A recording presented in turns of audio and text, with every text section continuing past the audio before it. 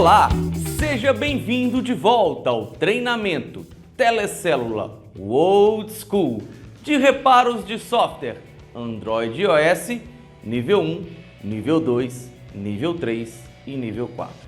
Aluno Telecélula, seja muito bem-vindo à nossa última prática do treinamento, onde abordaremos o tema eMMC, escrita de memória eMMC, nível 4. Bom, vamos começar a nossa prática falando um pouco do processo de escrita de memória eMMC, como ele funciona e quais as técnicas que devemos adotar e também os cuidados no procedimento.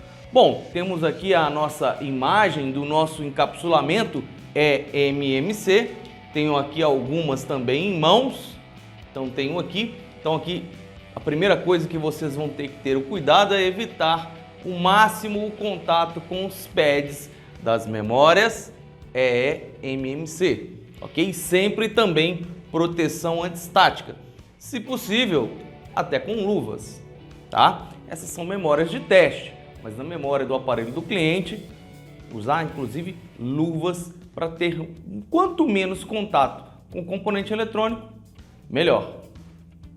Bom, o processo de escrita em memória eMMC dá-se basicamente de duas formas.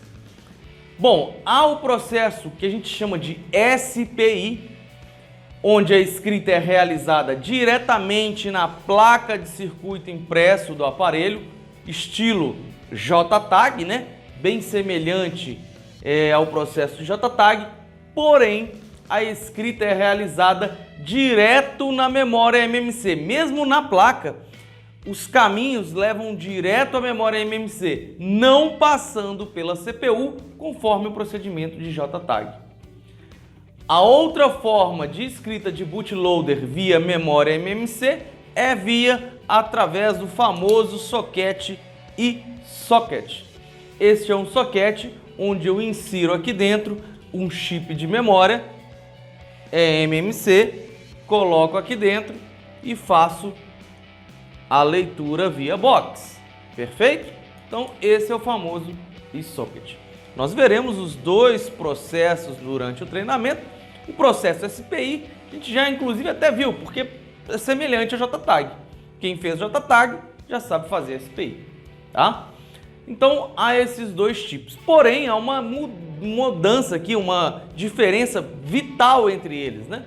O processo de eMMC utilizando eSocket, ou seja, o socket, ele nos obriga a efetuar a remoção da memória eMMC da placa-mãe, colocar no suporte, fazer a gravação com uma box, por exemplo, e depois voltar tirar a memória e voltar a memória para a placa. Então exige uma técnica mais apurada. Vamos falar um pouco mais sobre isso. Bom, procedimento SPI vai requerer box compatível com a eMMC, são elas Octopus Pro, Medusa Pro, EasyJTAG Plus. Fio de solda apropriado para procedimento eMMC, né? Com comprimento máximo de 15 centímetros e a espessura máxima é indicada de 0,04 milímetros, tá? Já o procedimento de escrita direta, chip eMMC, vai exigir uma box, né? Com o socket acoplado, né? Você tem que ter o eSocket aqui acoplado. Aqui eu tirei a foto aí de uma EasyJTAG Plus, que já vem com o socket, muito bacana inclusive. E é um processo mais complexo, pois exige aí o conhecimento de hardware na remoção da eMMC e posterior soldagem na placa-mãe. Então eu vou ter que preservar a integridade da placa e da memória na hora da remoção. A placa tem que ficar em perfeito estado, a memória em perfeito estado, gravar a memória no socket e voltar a memória para a placa. E também depois do processo de soldagem, ambos em perfeito estado para funcionar. Bom, então vamos falar um pouco das semelhanças e das diferenças posteriormente entre processo de escrita de bootloader via JTAG e processo de escrita de bootloader via eEMC. A mais importante semelhança entre o reparo de boot JTAG e eMMC é que os dois têm o objetivo de restaurar o bootloader do fabricante, que a princípio, como a gente viu, qual é o principal objetivo de restaurar o bootloader do fabricante? Pega um aparelho que o modo download não funciona, instala um novo bootloader de fabricante na memória e o bootloader passa a funcionar. E então poderemos novamente atualizar o aparelho num software qualquer, Odin, Box Medusa, Z3X, qualquer uma, tá? Então a ideia do JTAG e do eMMC é a mesma. Então, basicamente eles corrigem os mesmos defeitos e também têm os mesmos requerimentos. Então vamos ver. Quais defeitos corrigem? Além do famoso não entra em modo download, entra em modo download. Falhas na primeira tela, boot splash. Então, como nós falamos para o JTAG, também vale para o eMMC. Aparelhos que não entram em modo download, falamos, aparelho reiniciando na primeira tela, aparelho que pisca na primeira tela, aparelho que trava na primeira tela, aparelho com tela escura na primeira tela, que é o famoso boot splash. Então, esses aparelhos, essas falhas são corrigidas tanto por JTAG quanto por eMMC, tá? Como escolher um ao outro? Bom, isso vai depender muito do programa. O programa aceita JTAG ou eMMC para aquele aparelho que eu estou trabalhando? Ah, para esse aparelho ele aceita só eMMC, então vou ter que ir no eMMC. Ah, para esse aparelho ele só faz JTAG, então vamos no JTAG mais fácil, tá? E as falhas, né, na segunda tela, na tela do Android, que a gente chama Boot Animation. Bom, exemplos das falhas que não podem ser corrigidas via eMMC ou JTAG. Na verdade, eu disse que não pode porque não deve. Você não deve escrever uma full repair via JTAG, mas é possível? É. JTAG principalmente não, porque é muito lento. Vai demorar muitas horas para escrever uma full repair, mas é possível, nós vimos na prática, tá? Então essas falhas, após o segundo logo do Android, aparelho travando, reiniciando, tela Android escura, pisca na tela Android, reinicia, trava na tela Android, todas essas falhas aqui que eu falei que não poderiam, sim, até podem ser corrigidas via JTAG e eMMC, porém em geral não vale a pena. O que vale a pena? Recupera o bootloader, bota o aparelho em modo download e usa ferramentas nível 1 para corrigir a falha no Android. Perfeito? Mais semelhanças no reparo JTAG e eMMC. Os dois têm a mesma finalidade, falamos lá no início, reparo do bootloader. As técnicas de preparação, seleção, requisitos básicos para a seleção de placas aptas ao reparo JTAG são aplicados ao procedimento de reparo eMMC, inclusive a viabilidade do retorno financeiro, para não arriscar de efetuar um procedimento de eMMC e não valer a pena financeiramente, tá? Então, aquelas regras, né, também valem para eMMC e JTAG. Valor possibilita retorno financeiro viável? Ah, bacana, fácil. Nível 1 está criteriosamente selecionado? Não tem nada de errado no nível 1, tudo perfeito? Bacana, passo 2. Passo 3, testou a placa sem nenhum acessório? Ela entrou em modo download ou ela continua sem modo download, só dando pulso de boot normal? Porque o pulso de boot e o consumo obrigatório ao conectar o aparelho na fonte, que tem que ser igual a 0, também são levados em contas, né? Então tem que ter pulso de boot perfeito, consumo obrigatório igual a 0, teste da PCB sem acessórios, verificar criteriosamente o nível 1 e o primeiro, né, tem que ter retorno financeiro. Então esses 5 passos do JTAG também se aplicam ao eMMC, como falamos anteriormente detalhadamente sobre isso. E o mais importante de todos, né, a questão do pulso de boot, que nós mostramos aqui, mostramos na placa. O pulso de boot tem que estar perfeito, tá? Para a gente poder entrar no nosso fluxograma de reparo. Serve também para eMMC e JTAG, é aquele fluxograma que nós falamos na aula anterior. Ou seja, só vai entrar para reparo eMMC ou de software aparelhos com pulso de boot até 250 mAh no máximo. Pulso de boot, toque na tecla Power, soltei, o consumo sobe e volta, né? Vamos lembrar aqui como é que é o pulso de boot? Então vamos lembrar aqui, ó. Vamos dar um play no nosso vídeo aqui novamente. Então olha lá, ó. Pulso de boot. Toquei tecla Power, consumo veio e cai.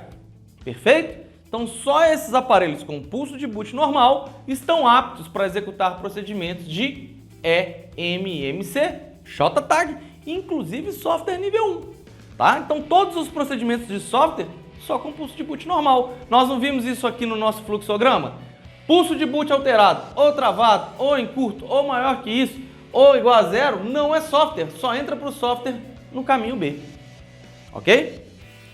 Bom, todas essas semelhanças, então, né, que nós falamos anteriormente, as 5 semelhanças, o pulso de boot, etc., são comuns ao método SPI ou socket, ok? E socket. Então, tudo isso, para fazer esses procedimentos, eu preciso sim atender esses requisitos básicos, esses 5 requisitos básicos.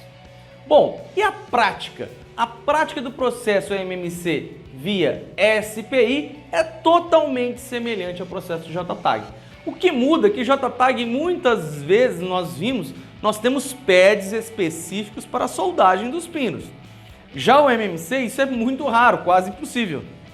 Então, em geral, nós vamos soldar o fio de cobre em capacitores, resistores, algumas trilhas pode ter essa possibilidade, mas é menor. Então, geralmente você vai usar um capacitor, um resistor, vai soldar em alguns pontos da placa variado, né? Não é aqueles pads bonitinhos ou um conector, né? Geralmente no JTAG, na maioria das vezes você tem. Então, o que vai mudar é só o local de soldagem, tá? Às vezes é até mais simples, não precisa raspar nada. Às vezes tem que tirar uma cola que tem em cima, a resina, né? Então aí vai depender muito de aparelho para aparelho, prática para prática, tá? Bom, diferenças JTAG versus eMMC. Então, vamos ver as diferenças. O processo de eMMC tende a exigir mais habilidade de hardware do técnico, tanto para o processo de escrita SPI quanto para o processo em socket. Ele exige uma maior habilidade para retirada e posterior soldagem na placa da memória eMMC, sem danificar memória, os pads e, é claro, outros componentes e, é claro, o próprio componente eMMC, tá? Nós temos que ter extremo cuidado, tá? Extremo cuidado no manejo desses componentes. Aqui eu tenho aqui, pessoal, um componente maravilhoso. Depois eu vou tirar uma foto aqui para vocês. Não, já durante o treinamento já mostrei. Mas está aqui, ó, a CPU, ok? Se você, não sei se vai dar um foco bacana aqui, mas um CI sobre o outro, CPU embaixo e RAM em cima, tá? Bom, então o procedimento de eMMC tem esse grande diferencial, você tem que ter mais habilidade técnica e mais ferramental preparado para o nível 4. Maior velocidade de escrita no bootloader via eMMC. O eMMC é muito rápido porque ele usa a velocidade da memória, ele não passa pelo processador, ele vai direto na memória. O JTAG nós vimos que é um caminho diferenciado entre o processador e a memória, onde ele consegue programar, mas nem usa aquelas buses de dados, né, aquelas 64 vias entre processador e eMMC. Ele usa um caminho especial para escrever o JTAG. Então por isso que é lento. Já o eMMC não, usa as vias de escrita da memória, por isso é rápido, tá? Então você consegue uma taxa de transferência bem mais rápido que o processo via JTAG. Reparo independente ao CPU, direto na memória. Então, é uma coisa interessante. Muitas vezes você não consegue reparar a memória eMMC porque pode haver algum problema, né, na CPU, na comunicação JTAG. No processo eMMC, a CPU está de fora, você tira a memória e repara. Você sabe que depois do reparo a memória está perfeita. Colocou lá, continua com defeito, você sabe que aí é a parte de hardware, não tem mais nada a ver com a memória, tá? Exige ainda mais equipamentos e ferramental adequado, alto risco de danos colaterais a PCB no processo de soldagem.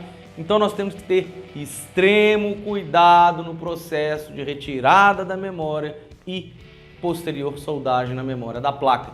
Proteger os componentes que não são trabalhados, tá? Evitar contato com líquidos desnecessários. extremo cuidado na remoção da resina, extremo cuidado na aplicação de calor, extremo cuidado na remoção do componente, extremo cuidado no processo de rebaling, tá?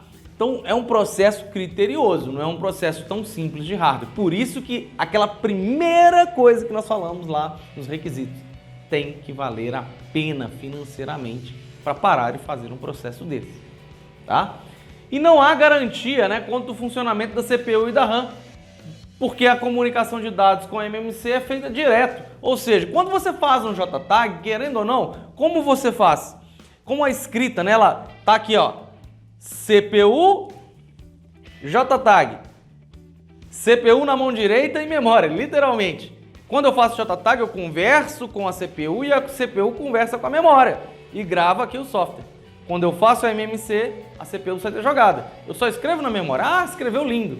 Qual a garantia que um e o outro está funcionando bem?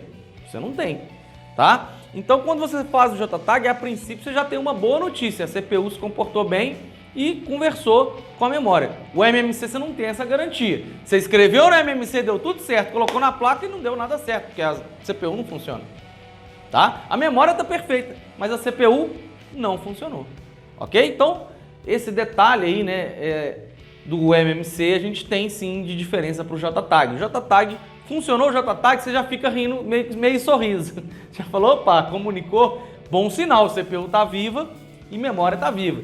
Escrevi a MMC, CPU eu ainda não tenho informações dela, não sei se ela está viva ou morta. Só sei que a MMC funcionou, tá? Bom, escrita em memórias MMC via eSocket exigem conhecimento básico na classificação de memórias eMMC. Veremos isso na prática, vamos entender um pouco. Bom, primeiro, as memórias são classificadas quanto ao seu tamanho e número de terminais, balls arrays. Ou seja, então através desse número de balls que você tem aqui, você classifica a memória. Classificando a memória, você vai ter conectores diferentes. Conectores BGA 529, conector BGA 221, conector BGA 162, 186, conector BGA 153, 169. Então, de acordo com cada tipo de desenho dos balls, né, de array de balls, que é uma matriz de bolas, né, de solda, né, de terminais de contato, através dessas matrizes, esses desenhos, você tem os padrões BGA. E muitas vezes você vai precisar deles. Por exemplo, na própria ferramenta Mork, nós vamos ver que nós vamos precisar de setar o padrão.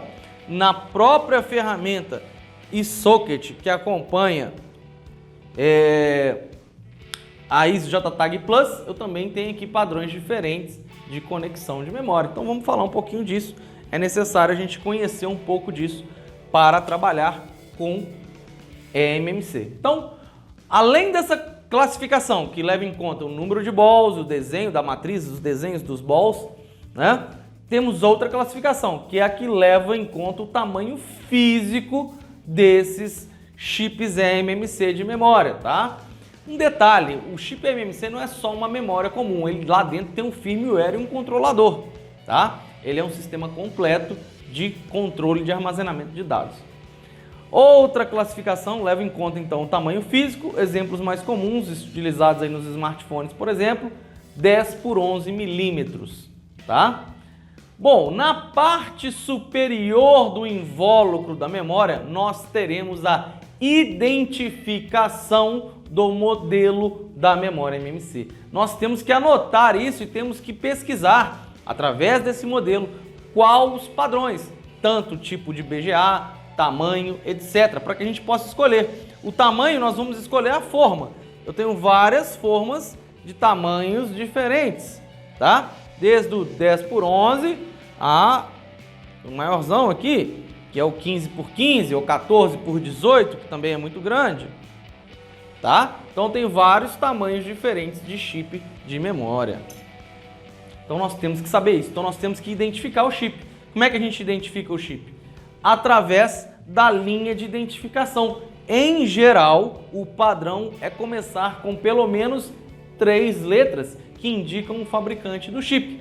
Então aqui a gente tem um chip identificado com esse número, você vem aqui, pega esse número completo, vai ter que tirar uma foto com o celular ou com um microscópio e vai consultar, na internet mesmo você consegue consultar, você vai ver que é um chip Toshiba de memória, tá? Esse aqui, por exemplo, é um chip da Samsung Electronics. Então aqui você também tem o modelo do chip de memória que você vai trabalhar. Então isso é muito importante, nós temos que identificar o chip, saber qual forma BGA, qual o tamanho é tranquilo, né? Que você pega uma régua e pode medir, tá? Mas além do tamanho, você precisa saber a forma BGA para saber como eu vou encaixar isso aqui, tá? Na prática eu vou mostrar um site que eu utilizo para fazer isso, tá? Tem algumas especificações bem bacanas. Bom, para efetuar o procedimento de remoção de memória MMC da placa, motherboard, PCB, nós precisaremos sim de utilizar ferramentas profissionais para microsoldragem nível 4, estação de solda especial, microscópio especial, pinças especiais, fluxo pastoso especial, pasta em solda especial, conta-gotas para aplicação de líquidos, tanto para limpeza quanto para, por exemplo, remoção da resina ou da cola da placa, tá? Então, o processo de remoção da MMC da placa é um processo que exige técnicas adequadas de hardware. Não é para qualquer um fazer. Você precisará, para fazer esse procedimento, conhecimento elevado de hardware e de software. Se você só tem um conhecimento de software, precisará, mais uma vez, de auxílio de um técnico avançado de hardware, tá? Se você quer aprender isso, eu te aconselho a fazer os nossos treinamentos de hardware para você pegar a técnica de como efetuar esse processo. Claro que nós vamos demonstrar aqui, mas o nosso foco vai ser o software, não vai ser as técnicas de hardware, tá? Bom, atenção então ao processo de remoção da memória da PCB, utilizar sempre ferramentas e técnicas adequadas, utilize o removedor de resina nas placas resinadas antes da dessoldagem, apenas na parte a ser trabalhada. E após a remoção da resina e a remoção do chip, faça a limpeza na placa. Não deixe o removedor de resina lá. Muitas vezes ele é condutivo e pode inclusive danificar a placa no momento que você energizar, tá? Então, muito cuidado com o removedor de resina. Aplique só na região específica. Proteger toda a área trabalhada da PCB com fita Kapton, fita reflexiva, para que não receba calor. Aquela história. Não adianta eu fazer o procedimento, reparar o bootloader e danificar o conector de LCD. Não adianta eu fazer o procedimento, reparar o bootloader e danificar a CPU. Então, todo cuidado é pouco, tá? Usar preferencialmente base de solda com dissipação de calor na CPU para evitar danos à mesma. Existem bases de solda que você tem uma dissipação de calor. Então, quando você esquenta a memória que é ao lado da CPU, você já resfria a CPU, para ela não esquentar tanto e acabar danificando. Porque a gente sabe que o chip da CPU, por isso que eu tirei ele aqui, ele tem um chip montado sobre o outro. Memória RAM e CPU no mesmo encapsulamento, um soldado sobre o outro. Não é trivial refazer isso. Exige técnica bem avançada, são poucos técnicos que têm capacidade de fazer isso, tá? Então, reparos na CPU, levanta os cabelos, tá? Ninguém quer. E outra coisa, né? A gente tem que ter um extremo cuidado para não danificar os pads, tanto da placa quanto do chip. O que são os pads? Os terminais de contato, né? Às vezes o técnico levanta um pouco antes da hora e o que acontece? Perde pads tanto da placa quanto da CPU. Então tem que ter um extremo cuidado, tá? Quando é um pad NC não usado, né? Você pode verificar lá no array de pads do manual, tem alguns que são NC, que não são usados, não tem problema. Mas se for um de alimentação, por exemplo, o aparelho já foi, já era, tá? Mais uma vez, extremo cuidado ao utilizar o removedor de resina, tá? Só na área necessária do BGA e limpar totalmente após o uso.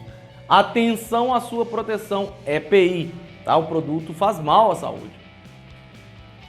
Aqui o link para o site para você comprar o removedor. Além do removedor, quais mais ferramentas precisarei? Claro que todas aquelas listadas no JTAG nós já vamos precisar para o MMC, estou adicionando aqui, tá? Nós vamos precisar de um molde de soldagem, né? Esse molde, né, para fazer o processo de soldagem, você também encontra no nosso site, existem vários. Você tem, na verdade, desenho, o array dos balls, tá? Para quê? Para você, após a escrita na memória flash, você vai ter que colocar a memória ali, aplicar pasta em solda e refazer os balls, para depois vir soldar na placa. Mas já solda assim na placa direto? Não, para fazer um procedimento profissional, você também deve utilizar o famoso solder mask UV, que ele faz uma máscara ao contrário dos balls, tá? Para que a memória encaixe perfeitamente na sua máscara, né? Que ela fique perfeitamente encaixada e soldada na PCB.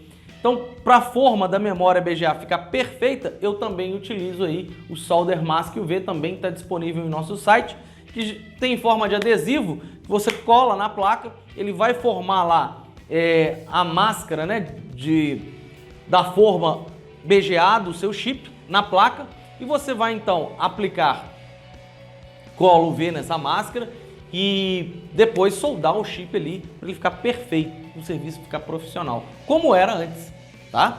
Então esse procedimento nós vamos fazer aí na prática, então vocês verão como é feito. Bom, atenção à localização do pino 1, tá? Muitas vezes o pino 1 está na parte superior do invólucro, então você tem aqui, por exemplo, uma marcação do pino 1. Você deve observar a marcação do pino 1 também no soquete. Por exemplo, esse soquete aqui, no pino 1, ele tem uma marcação bem na parte superior lá, ó, tá? Então tem a marcação do pino 1. Vamos ver esse soquete aqui, onde está a marcação do pino 1 dele. Também está aqui, ó, na parte superior. Bem aqui a marcação do pino 1. Essa marcação tem que coincidir com qual marcação? Com a marcação do chip encapsulado, tá? Muitas vezes está na parte de cima, mas às vezes a localização do pino 1 da MMC está escondido, está na parte de baixo, aí o técnico não consegue achar. Então se liga nisso também, que às vezes a marcação, o indicador de pino 1 está no invólucro, mas na parte inferior do invólucro da MMC. Perfeito? Bom, ferramentas que hoje são compatíveis com eMMC. Box Octoplus Pro, Medusa Pro, Easy JTAG Plus e o adaptador eMMC Mork Mate 3 em 1. Esse adaptador ele vai te dar mais possibilidades para as boxes. Então, por exemplo, a Octoplus Pro e Medusa Pro não vão com adaptador, com soquete. Você pode comprar o soquete opcionalmente para essas boxes. Já a Easy JTAG Plus, ela já vai de fábrica, né, com o adaptador. Então não há necessidade de comprar o soquete. Perfeito? Então tá aí. Vamos falar um pouquinho desses soquetes, um pouquinho dessas boxes. Então temos aqui a JTAG, né, e eMMC Medusa Pro, a JTAG e eMMC Octoplus Pro e a Easy JTAG Plus, que inclusive vamos utilizar aqui para fazer a nossa prática, tá? Particularmente para o processo de eMMC, eu prefiro a Easy JTAG. Vocês vão entender por quê.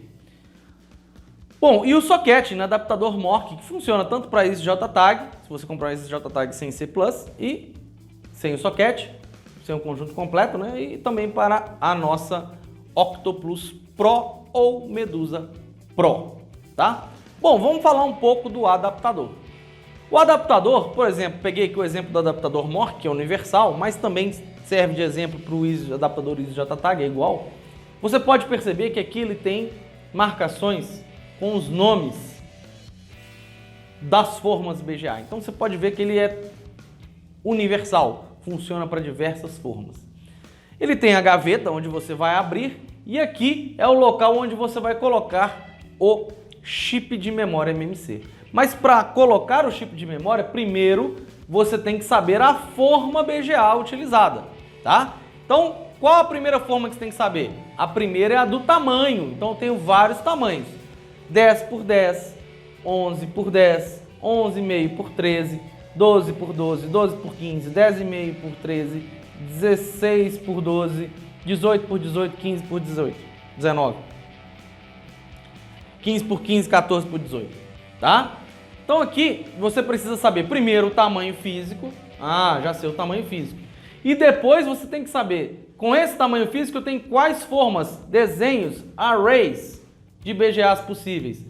Com esse tamanho físico eu tenho o 186, o 221 e 169, 162, 168, 221, 100, 130. Então tem vários tamanhos possíveis.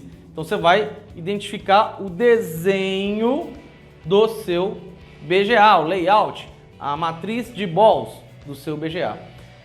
Assim, você vai saber, né, como conectar. Um detalhe importante, os contatos, tanto do BGA, né, que faz contatos com em tese, com as esferas BGA, tanto os contatos da forma são ultrassensíveis.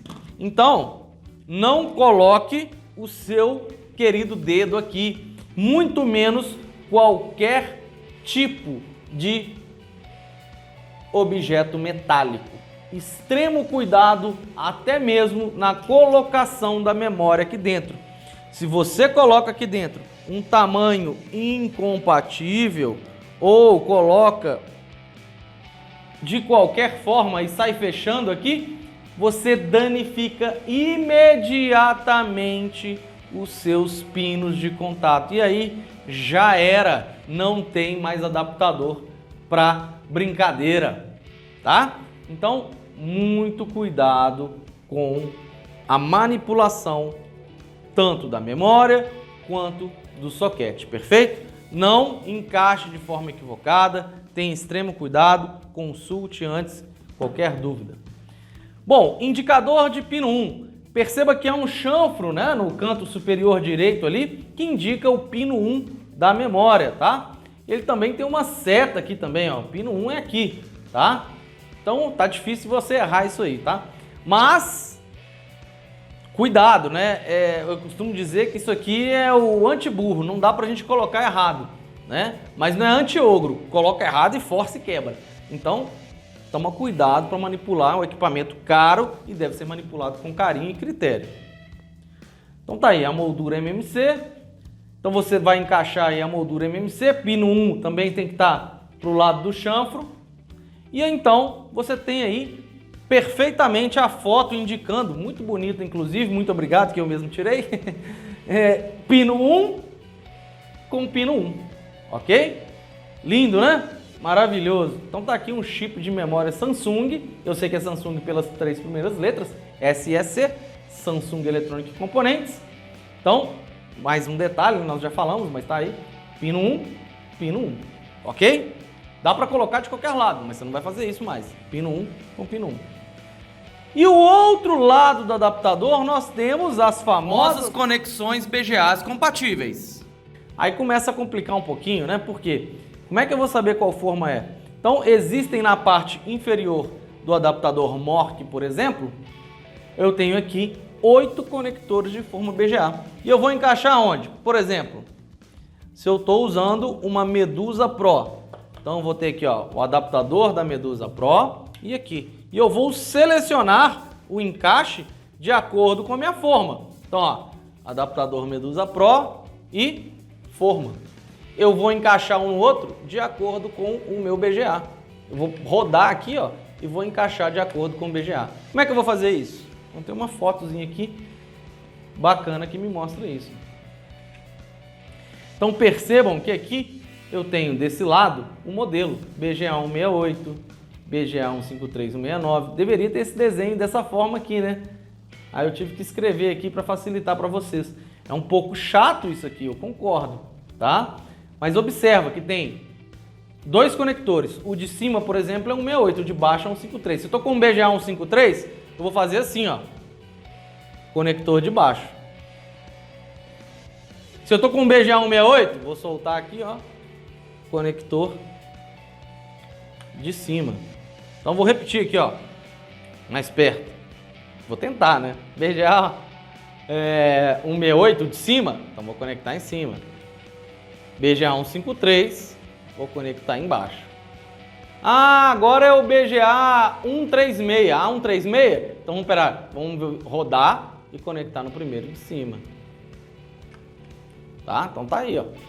Então essa é a técnica de conexão. Lembrando que essa base aqui você tem 3 bases. Uma base para EasyJTag, uma base para UFI e uma base para Medusa Pro, tá? Então são várias boxes possíveis para fazer MMC, então tem bases diferentes, uma para cada box. Dá para dar uma complicadinha esse MMORC aí, mas se prestar atenção, vai tranquilo, não é nada muito difícil. Agora vocês estão aptos para fazer isso tranquilamente. Então tá aí, ó, as 3 partes aí que nós falamos, né? As 2 partes principais, né? 3 adaptadores diferentes. Aqui eu tirei dos mais usados, que é o Medusa Pro, EasyJTag, GPG e o eMate, né? Que é o conector. Então aqui você vai conectar ele de forma diferente. Mas a box, né? A ferramenta, né? 3 em 1, o adaptador X Mork, ele vem com mais conexões, inclusive conexões para você conectar em outras boxes, tá? Como Octoplus, não, como a Z3X Pro, por exemplo, fazer JTag. Bom, então tá aqui, pessoal, olha só, um resumão aqui do que a gente tem que saber para trabalhar com adaptadores e socket e procedimentos MMC. Primeiro, tamanho físico do BGA. Eu vou saber então qual frame, né? Qual moldura de MMC eu vou usar. Ah, é um 10x11, bacana. Depois, os números de balls que tem aqui embaixo. Ah, eu tenho 158, 158 balls. Ah, então é o BGA 158. Ah, tem 168. Ah, então é 168. Então BGA 168. Ah, eu tenho 529 balls. Ah, então é o BGA 259. 529. Eu tenho 254 balls. Então BGA 254. Então assim por diante. O número de balls aqui que vai interferir aí no tipo de conexão que os senhores utilizarão aí, tá? Bom, além da EasyJTag Plus que nós vamos utilizar aqui, quais são outras boxes compatíveis? Riff, Medusa Pro, UFI, tá? E também a MMC. Bom, um pouquinho do programa EasyJTag que nós utilizaremos agora. Bom, a primeira coisa que eu gostaria de mostrar para vocês é que nós vamos utilizar a ferramenta EasyTool Switch, tá? Essa ferramenta, por que eu gosto muito dela? Primeiro você tem aqui a opção de você escolher a interface que nós vamos utilizar. No caso, vamos utilizar a eSocket. E além de eu escolher essa interface, já falar para o programador, eu vou usar um socket, tá? Eu vou também ter um check-up onde eu posso, em tempo real, verificar se a conexão com a memória MMC está boa ou não.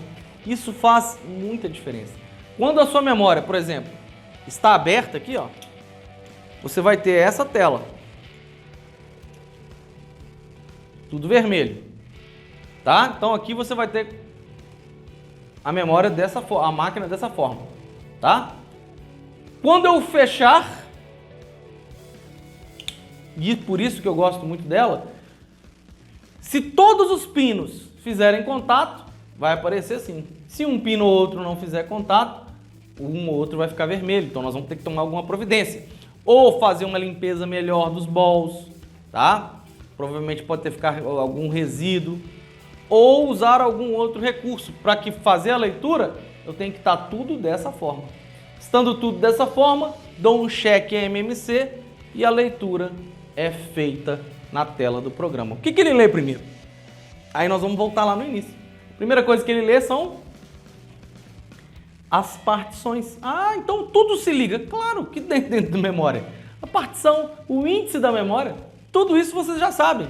Então tudo fica mais fácil quando a gente sabe. Então ao fazer o check, ele já faz a leitura da partition. Ele fala, o system está aqui, o recovery está aqui, os dados do usuário estão aqui, o cache está aqui. Então o boot está aqui, ele vai te dar aquela partition, a leitura da PIT, tá? Então tá aí, pessoal. Esse vai ser nossa prática, né? Efetuar reparos na memória MMC, tá? Efetuar reparos do bootloader do fabricante, a fim de que colocar novamente o aparelho em modo download, aplicar uma firmware e corrigir o problema, ok? Então vamos agora à nossa última prática do treinamento. Vamos preparar o nosso laboratório e vamos efetuar todos os procedimentos de reparo MMC em nível 4. Vamos lá.